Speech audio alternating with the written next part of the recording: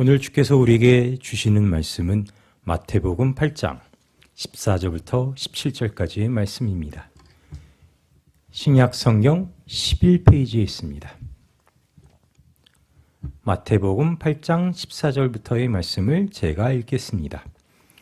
예수께서 베드로의 집에 들어가사 그의 장모가 열병으로 앓아 누운 것을 보시고 그의 손을 만지시니 열병이 떠나가고 여인이 일어나서 예수께 수종들더라. 저물매 사람들이 귀신 들린 자들 많이 데리고 예수께 오거늘 예수께서 말씀으로 귀신들을 쫓아내시고 병든 자들을 다 고치시니 이는 선지자 이사야를 통하여 하신 말씀에 우리의 연약한 것을 친히 담당하시고 병을 짊어지셨도다 함을 이루려 하심이더라. 마태복음 8장은 이제 예수님의 치유와 기적이 주된 내용으로 나옵니다. 그 내용을 이제 간략하게 보면 1절부터 4절까지는 이제 나병 환자를 치유하시는 그런 장면이 나오고, 이제 5절에서 13절까지는 백부장의 그 종을 고치시는 장면이 나오고, 오늘 본문은 베드로의 이제 장모와 그리고 많은 사람들을 고치셨다라는 이제 말이 나옵니다. 그리고 이제 중간에 18절, 22절은 예수님을 따르는 것, 나를 따르라라는 소제목으로 이렇게 나오고, 23절에서 27절까지는 바다와 풍랑을 잠잠케 하시는 이제 예수님이 나오고, 그리고 마지막 28절부터 34절까지는 이제 귀신 들린 두 사람을 이제 고치시는 내용입니다. 그러니까 지금 8장의 내용은 굉장히 그 예수님의 어떤 치유, 기적, 이런 것에 집중하고 있습니다. 그래서 그 이전의 내용을 우리가 지금 계속 살펴본 거는 예수님의 설교, 산상수훈이었습니다.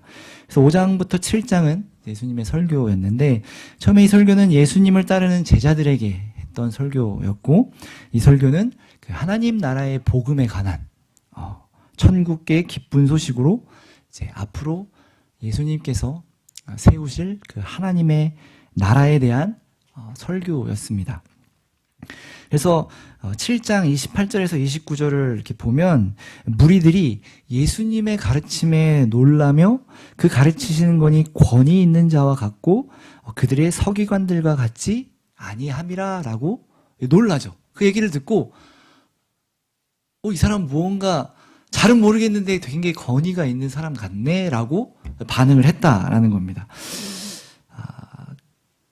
반응이 왜 이랬을까 생각해보면 이제 여러 가지 경우가 있겠지만, 처음 듣는 얘기거나 아니면 자기가 알고 있던 하나님의 나라와는 조금 다르거나, 그동안 배웠던 거나 내가 알고 있던 거랑 좀 다르게 좀 더 설득력이 있고 그랬을 수 있죠. 그래서 이 얘기를 듣고 굉장히 놀랍니다. 권위 있는 자와 같다라는 말은 그 말이 정녕 맞는 말 같다라는 뜻일 수도 있겠죠. 사실 예수님이 말씀하신 하나님 나라의 복음은 유대인들이 생각했던 것과 달랐고, 그 나라의 법인 율법 또한 그 해석이 달랐다는 것을 우리가 이제 신약 성경을 보면 알 수 있습니다. 사실상 예수님은 그 오해 그리고 잘못된 어떤 율법과 그런 것들을 바로 잡고자 하셨던 것이죠. 이제 그 이야기를 하신 후에 예수님은 산에서 내려오셔서 이제 8장의 내용으로 넘어와서는 이제 예수님의 사역, 예수님의 행동에 이제 집중하여 이제 그 이야기를 이어나가고 있는 것입니다. 사실 예수님의 말씀을 처음 듣는 사람들은 한 가지 의문이 있었을 겁니다. 어떤 의문이냐면, 그동안 가르쳤던 것과는 조금 다른 이야기들을 계속하면 그런 생각이 들겠죠. 아니, 도대체 저 사람은 뭔데? 도대체 저 사람은 누군데 저런 얘기를 하는 거지? 만약에 이제 7장 마지막 절 28, 29절에 그 예수님의 말씀이 뭔가 권위 있는 자와의 말 같고 우리의 서기관들과 같지 않구나라는 말이 없었고 그냥 지나갔을 수도 있죠. 말이 안 됐다면, 예수님의 말이 도저히 이들로 납득이 안 됐다면 쟤 뭐야? 저 사람 뭐야? 말도 안 되는 소리를 하고 있어 하고 무시했겠죠. 그런데 그렇게 하지 않았고 오히려 저 사람은 무언가 있는 사람 같다. 우리의 서기관들과는 조금 다르구나. 이 다르다는 게 말도 안 되는 소리를 해서 다르다는 게 아니라 굉장히 권위 있는 말씀 같다라고 한 거죠. 그래서 많은 사람들이 도대체 저 사람은 누구냐 했을 겁니다. 당시에도 이제 예수님이 이제 사역을 이제 막 시작하는 거였고, 물론 소문은 있었겠지만, 저 사람이 선지자인지, 혹은 그 선생이라고 불리는 랍비인지, 뭐, 모르죠. 아무도 모르는데, 어쨌든 저 사람 말은 좀 뭔가 권위 있게 들린다, 였을 겁니다. 또한, 이제, 예수님의 말씀을 무시했던 사람들은 누구였냐면 바리새인들과 서기관들이었죠. 왜냐하면 그동안 하나님의 나라와 그의 법은 자신들이 제일 잘 안다라고 생각했고, 자신들이 제일 잘 지키고 있다라고 생각했고, 그래서 우리는 의롭다라고 생각하고 있었기 때문이에요. 그래서 이 바리새인들은 이 얘기를 듣고 싶지 않았고, 이제 더 나아가 예수님을 공격하고 죽이기까지 한 거죠. 또한 예수님도 그들을 질책했죠. 너희들이 지금 율법을 지키고 있는다라고 말하지만 하나님에 대한 사랑은 버렸다. 혹은 너희는 잘못 지키고 있다. 이렇게 꾸짖으십니다. 아마도 이스라엘 백성들도 이 바리새인들과 마찬가지였을 겁니다. 기존의 방법을 따라 생각하고 이제 이해하고 있었겠죠. 다른 점이 있다면 바리새인들은 자기들은 잘 지키고 있고 의롭다라고 생각을 하고 있기 때문에 지금 이 살아가는 이 삶 속에서 크게 문제될 것이 하나도 없던 거죠. 그냥 지금처럼만 살면 뭐 괜찮다. 난 잘 지키고 있고, 나 의롭고, 나 구원받을 거고, 나 천국에 갈 거고, 하나님이 나 사랑하시고, 그렇게 살아가고 있었던 반면 대부분의 백성들은 율법을 지키지 못해서 지키는 것이 매우 어려웠고, 그로 인해서 또 사회에서 소외되고 뒤처지고, 그로 인해서 사실상 소망 없이 살아가는, 나는 하나님이 나를 사랑하시지 않을 거야, 나는 이 죄를 해결할 수 없어. 그러니 이제 우리가 흔히 아는 우리를 구원할 메시아를 고대하고 기대하는 쪽으로 이제 움직이는 거죠. 내 안에 능력이 없으니. 그래서 예수님의 말씀에 대한 반응이 다를 수밖에 없었던 거예요. 메시아를 소망했던 사람은 저 사람이 우리가 기다리던 메시아일까? 라는 기대와 혹은 뭐 걱정으로 예수님을 바라봤을 거고, 유대인들은 저 뭐야? 이상한 얘기를 하네. 저 사람은 우리 안에서 분란을 일으키려고 하는 자야. 저 사람은 죽어야 돼. 뭐 이제 이렇게까지 갔던 것이죠. 어찌됐든 어느 쪽이든 예수님의 말씀은 좀 설득이 필요하다고 보여집니다. 예수님에 대해서 잘 모르고 있는 사람들에게 어떤 새로운 가르침을 가르쳤고, 이제 너가 도대체 누군데 이렇게 가르치느냐라는 질문 속에서 오늘 이 8장의 말씀을 봐야 합니다. 사실상 이제 이렇게 이야기하는 거죠. 넌 누구인데 이러한 내용들을 우리에게 가르치느냐? 너 도대체 뭔데? 율법 교사들보다 너가 율법을 더 잘한다고 하느냐? 이렇게 가는 거죠. 그래서 당시 시대 사람들은 예수님을 선지자 혹은 그냥 랍비라고 부르기도 했어요. 그렇지 않고서는 예수님의 말씀을 받아들이기가 어려웠겠죠. 저 사람은 우리랑 그래도 좀 많이 아는 선생님이구나, 혹은 하나님의 말씀을 듣고 온 선지자구나 정도 돼야 따라다닐 수 있었겠죠. 그래서 산상설교 이후에 이제 8장의 내용을 보면 여러 마을을 다니시면서 여러 사람들을 만나서 그들의 병을 고치시고 기적을 행하십니다. 왜? 이 말씀 이후에 이 사람 말이 참 권위 있는 자의 말 같다라는 장면 이후에 바로 예수님의 어떤 사역들이 나오는데, 이 에피소드를 간략하게 좀 살펴보면서 도대체 마태복음에서는, 그리고 예수님은 산상설교 후에 무엇을 밝히고 싶어 하시는가, 무엇을 이야기하고 싶으신가, 우리에게 무엇을 알려주고 싶으신가 라는 것을 한번 좀 살펴보려고 합니다. 처음 사건은 납병 환자를 고치신 사건입니다. 이 납병은 문둥병이라고도 불리는데 굉장히 부정하게 여기는 병입니다.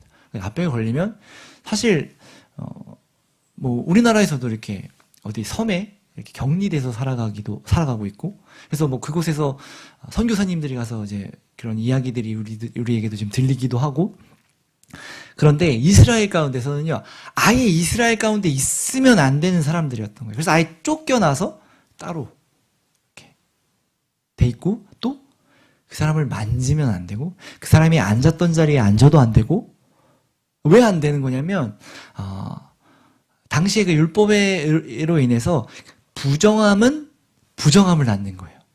깨끗한 사람이 부정한 걸 만지면 저 사람이 깨끗해지는 게 아니라 부정한 것을 만진 깨끗한 사람이 부정하게 된다라고 다 생각했어요. 그러니까 멀리 할 수밖에 없었죠.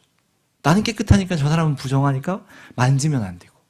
그게 일반적인 생각이었어요. 그런데 8장 이제 3절에 보면 예수님께서 손을 내밀어 그에게 대셔서 고치세요. 그러니까 예수님의 의도가 있다고 보이죠. 왜냐하면 이 이후에는 예수님께서 다 말씀으로 치유하시거든요. 나아라 이렇게 하면 말씀으로 치유하시는데 이 문둥병만큼은, 이 나병만큼은 예수님께서 손을 대서 치유를 하세요.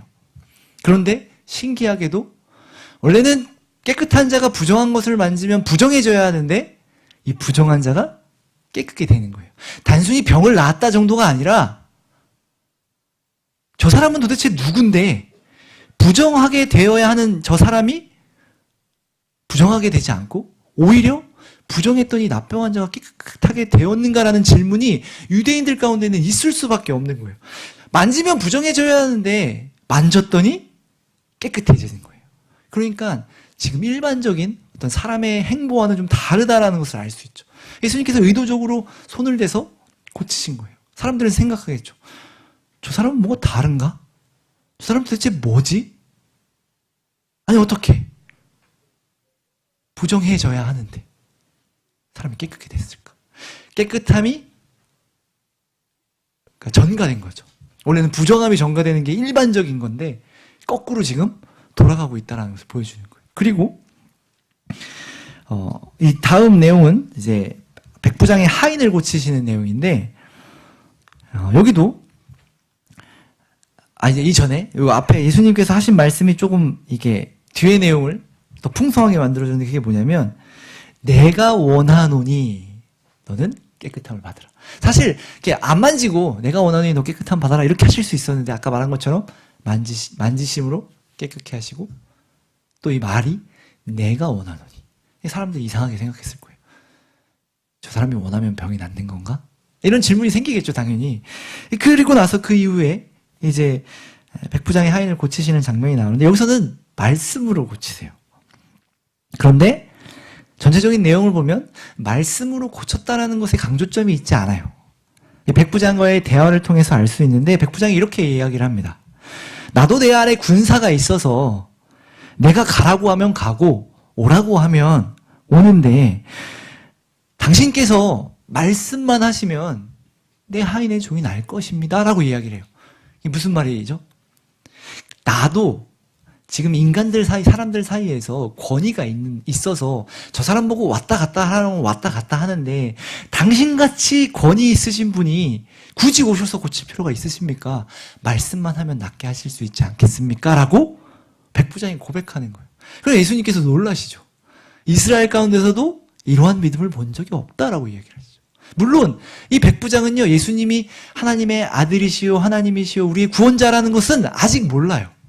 모름에도 무언가 권위가 있으신 분 같으니 나도 그렇게 권위가 있을 때 말로 하면 다 이루어지는데 당신은 뭔가 우리 인간을 뛰어넘는 존재와 같이 보이니 말씀만 하시옵소서. 내 하인이 낫겠나이다. 이렇게 고백하는 거예요.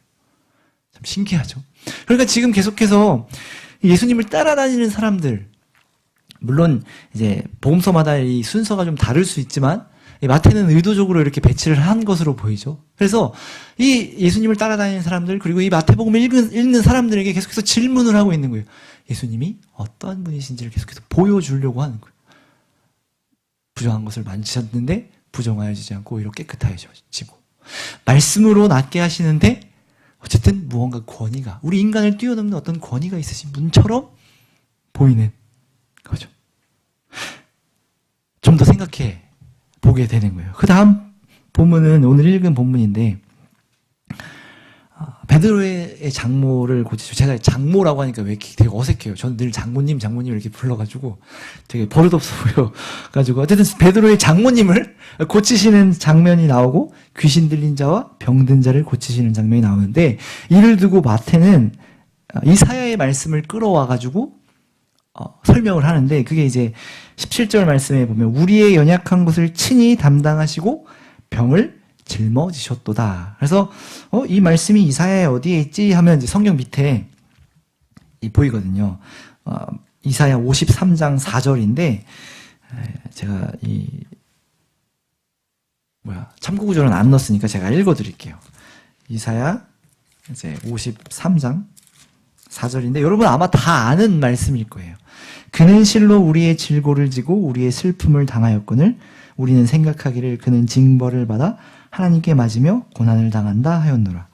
이제 그 뒤에가 그가 찔림은 우리의 허물 때문이요 그가 상함은 우리의 죄악 때문이라.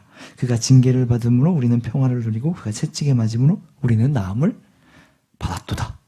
사실 마태가 인용한 이야기는 이야기와는 조금 달라 보이죠. 물론 여기 보면 우리의 질고를 지셨다라고 해서 이 질고가 병으로 오는 아픔, 병으로 오는 어려움들을 이제 뜻하는데 요 구절만 떼우려고 이 질고를 지셨다라는 것만 예를 들기 위해서 이것을 왜 갖다 썼을까? 다른 걸로도 예수님을 나타낼 수 있는 게 많은데 라는 의문이 들 거예요. 유대인들한테. 이사야 말씀은 특별히 이 53장 이 4절부터 이 6절 요 53장은 고난의 종이라는 이제 별명이 붙은 장이에요. 뭐냐면 하나님께서 보내실 메시아가 그 종이 고난을 받을 것이다라는 이제 쉽게 말하면 예언의 말씀인 거죠. 그런데 마태가 이걸 몰랐을 리는 없을 거고 이 고난의 종, 고난받는 메시아라는 이 대목을 굳이 끌어와서 지금 이 병을 고치는 것에 대해서 설명을 합니다. 이 내용을 이따가 좀 나눌 건데 계속해서 이제 마태가 이야기하고 싶은 게 그거죠. 예수님이 도대체 어떤 분인가 라고 했을 때 구약 말씀에서 증거하고 있는 그 메시아다라는 것을 이제 여기서 드러내 보이는 거예요. 물론 그 더 깊은 의미는 이따가 좀 나누겠지만 구약에서 우리에게 약속하신 그 메시아의 모습이 바로 예수님에게 나타나고 있다라는 것을 지금 우리에게 이제 알려주고 있습니다. 이제 사람들은 생각하겠죠. 진짜 맞나? 그 하나님께서 약속하신 그 메시아가 우리를 구원하러 오신 메시아가 맞는가? 라는 질문 가운데 이제 나를 따르다라는 내용이 나오는데 요거는 이제 건너뛰고 그 뒤에 이제 풍랑과 바람을 잠잠케 하시는 내용이 나옵니다. 사실상 쐐기를 박는 것 같처럼 보이죠. 배를 타고 제자들과 이동하시는 중에 큰 풍랑이 일어납니다. 그래서 배가 뒤집혀 다 죽게 생겼습니다. 그래서 제자들이 주무시고 있던 예수님을 깨워서 우리가 죽게 됐습니다. 우리를 구원해 주십시오. 라고 외칩니다. 그때 예수님께서 믿음이 작은 자들아 라고 말씀하시면서 표현이 참 독특하죠. 바람과 바다를 꾸짖으셔서 잠잠케 하셨다 그래요. 그래서 사람들의 반응이 뭐냐면 저가 누구이기에 바다와 바람도 순종하는가 이렇게 질문을 하는 거죠. 저 사람 메시아인가? 라는 질문 속에서 사실 예수님이 이제 이 설명은 이 마태가 여기서 이 이사야 말씀을 적어 놓은 거죠. 당시 사람들은 와, 저 사람 병도 고치고 부정한 것을 깨끗게 하고 뭔가 권위가 있는 사람 같아 보인다. 에서 이제 저 사람은 도대체 뭐지? 이제 무섭기 시작하겠죠. 바람과 바다를 꾸짖으심으로 잠잠케 하시는 분. 사실상 여기서 떠오르는 단어는 창조주밖에 없죠. 그것을 지은 사람. 지으신 분이 당연히 그 지으신 분에게 순종하는 게 그게 이치잖아요. 그렇게 생각하는 거예요, 사람들.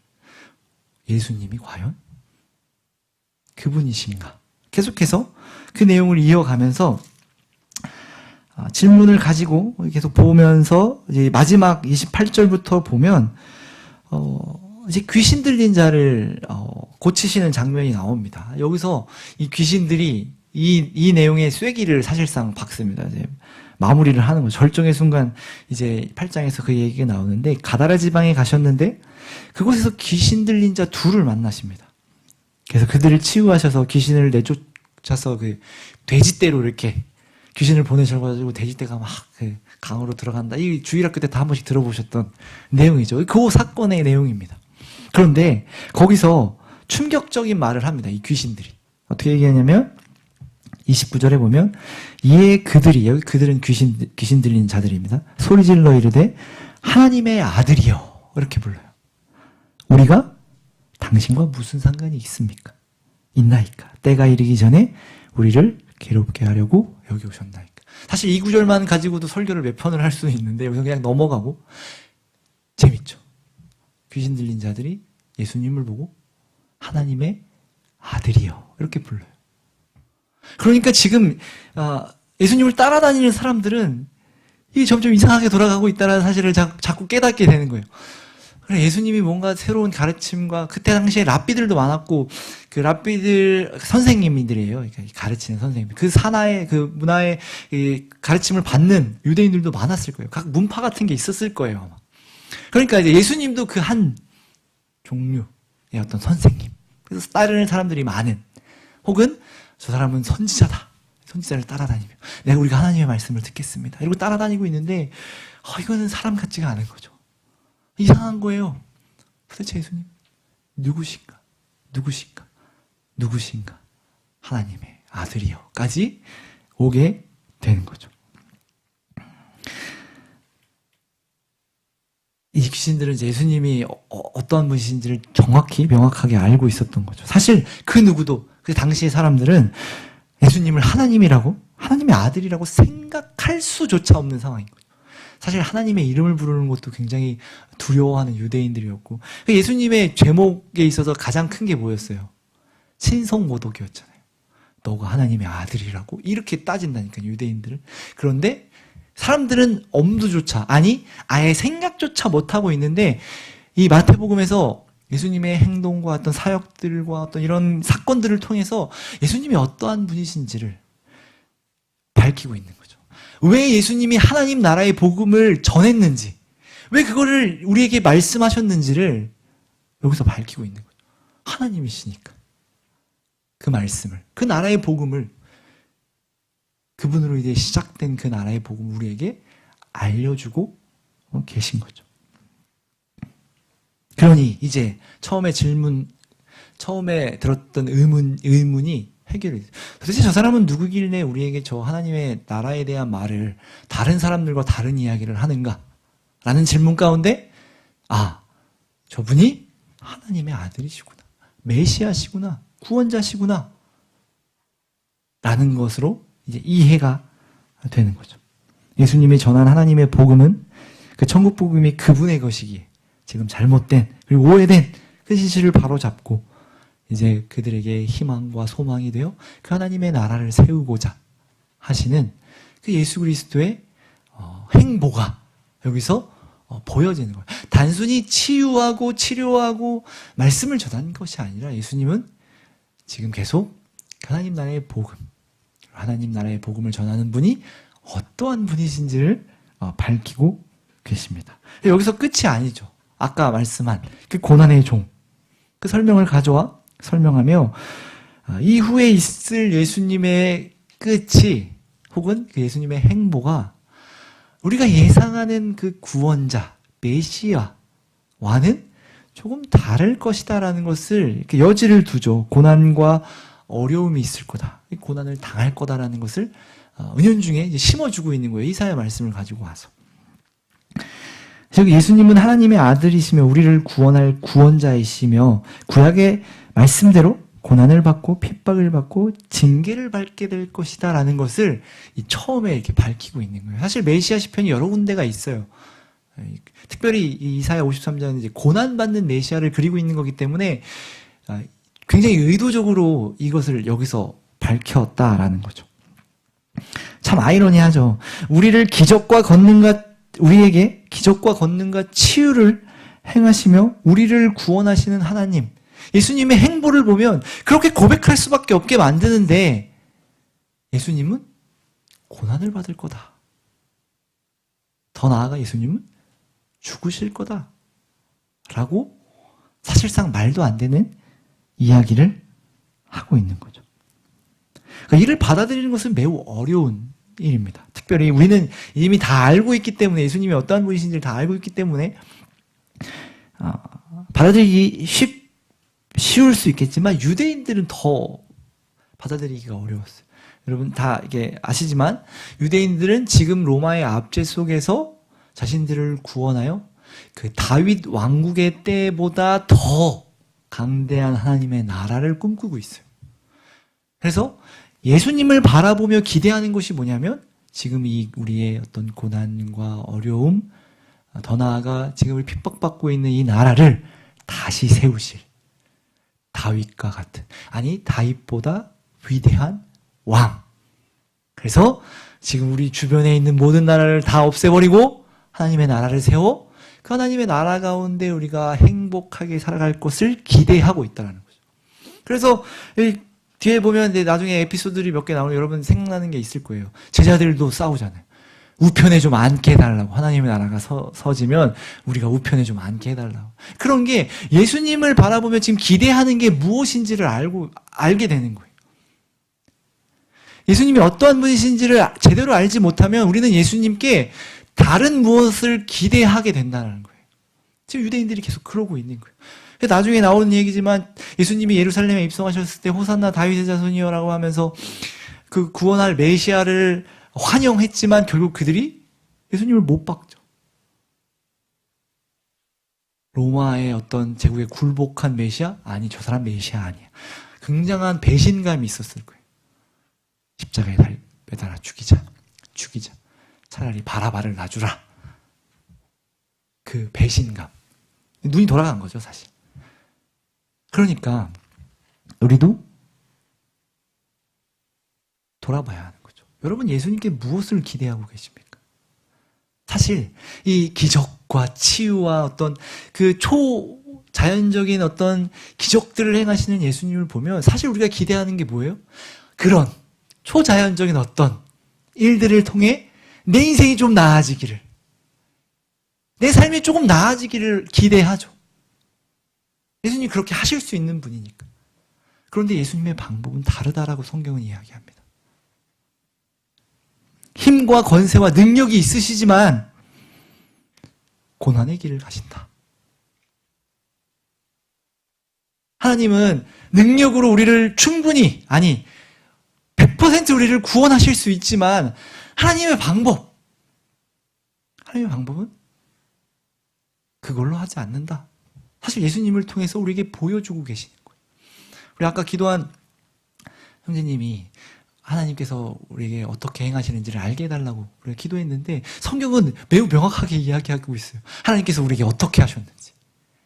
죽으심으로 후원하셨고 희생하시고 고난의 길을 가심으로 우리를 구원하셨어요.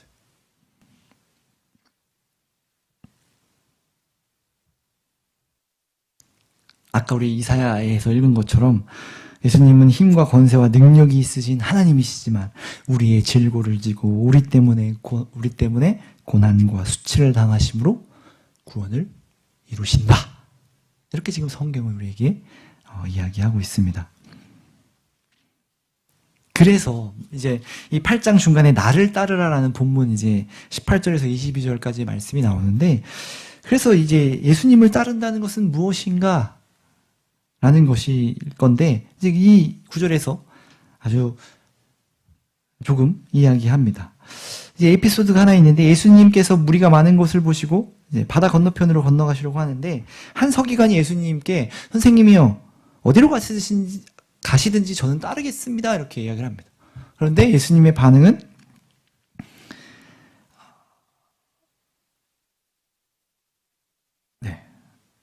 공중의 새도 거처가 있고 여우도 굴이 있는데 나는 머리 둘 곳이 없다. 사실상 거절하신 거죠. 이런 얘기를 하시고, 또 어떤 한 제자는 먼저 아버지를 장사하게 좀 허락해 주십시오 라고 하는데,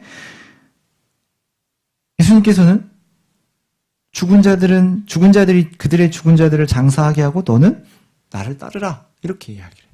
물론 이 부분에서도 굉장히 설명할 게 많지만, 왜냐면 그런 거죠. 우리의 질문은 이거잖아. 아니, 예수님 어떻게 아버지가 돌아가셨다는데 죽은 자들이 죽은 자들을 장사하라고 말을 하실까? 여러 가지 이제 간단하게 말하면 학자들 가운데도 의견이 좀 분분한데, 여기서는 이제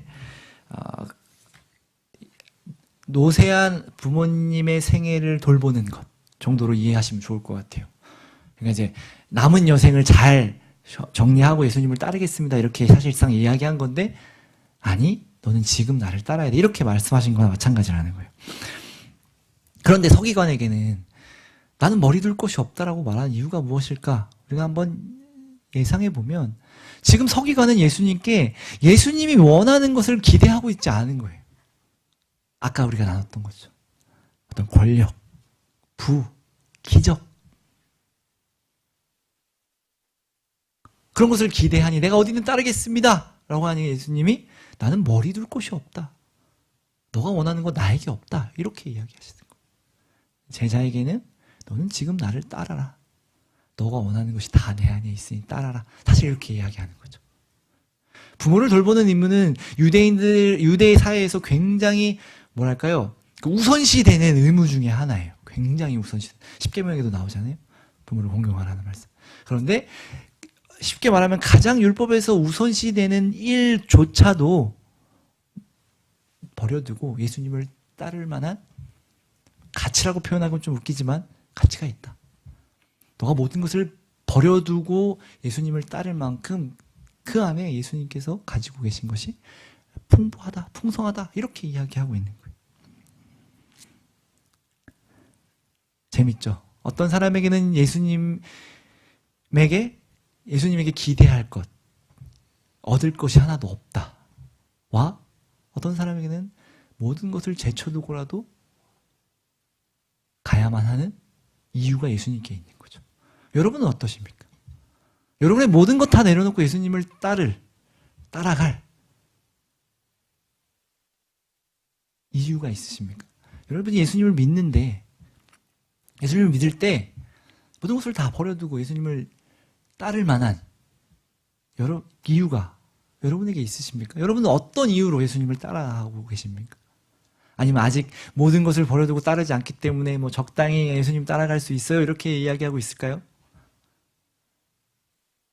좀 극단적이지만 누군가가 여러분에게 너 다 버리고 예수님 따를 수 있어 이렇게 이야기하면 여러분 어떻게 하실 겁니까? 저는 여러분에게 이 질문을 좀 던지고 여러분 신앙의 인생 속에서 계속해서 질문하셨으면 좋겠습니다. 나는 무엇을 기대하고 예수님을 따르고 있는가? 나는 지금 교회 나와 이렇게 신앙생활하며 예배를 드리는데 나는 무엇을 기대하고 있는가? 기적인가요? 치유인가요? 어떤 초자연적인 어떤 그러한 능력으로 내 아이 인생을 바꿔주실 예수님을 따라가 다니고 있나요? 그렇다면 예수님은 여러분들에게 이렇게 말할 것입니다. 나는 머리 둘 곳이 없다. 너가 원하는 건 나에게 없다. 그러나 하나님의 아들이심을 믿고 죽으심으로 우리를 구원하신 그 구원자라는 것을 믿고 그분을 의지하며 나의 모든 것 주님 것입니다. 주님 안에 있습니다. 라고 고백하며 따라가는 사람이 되시겠습니까? 예수님께서는 고난과 죽으심으로 우리를 구원하셨습니다. 힘과 능력이 있으셨지만 그걸로 세상을 정복하고 굴복시킴으로 하지 않았습니다. 그런데 우리는 굴복시켜 달라고 구하고 있죠. 예수님을 믿는다는 것은 이 모든 것을 믿는 것이고 세상의 원리, 즉 힘과 능력으로 움직이는 세상의 원리를 따르는 자들이 아닌 죽으심으로 구원을 이루신 하나님을 믿고 하나님의 아들을 믿고 그분을 따라 사는 사람으로 살아가는 것이 믿음인 것입니다. 여러분 이를 기억하시고 예수님을 믿는 자로서 살아가는 저와 여러분이 되기를 바랍니다. 우리의 모든 것이 주님께 있습니다. 그것을 의지하시며 함께 고백하시며 살아가는 저와 여러분 되기를 바랍니다. 기도하겠습니다. 사랑의 하나님, 주님은 위대하신 왕이십니다. 전지전능하십니다. 그러나 죽으심으로 우리를 구원하시고 우리에게 그 길을 따라오라 말씀하십니다. 우리가 세상에 어떤 것을 기대하기보다는 주님의 순종, 겸손, 낮아짐을 기대하게 하시고 우리 또한 삶에서 그러한 열매들을 맺어 주님을 따라가는 제자로서 믿음을 가지고 살아갈 수 있는 그런 귀한 주님의 자녀들 될 수 있도록 주님 우리를 돌봐 주옵소서. 예수님 이름으로 기도합니다. 아멘.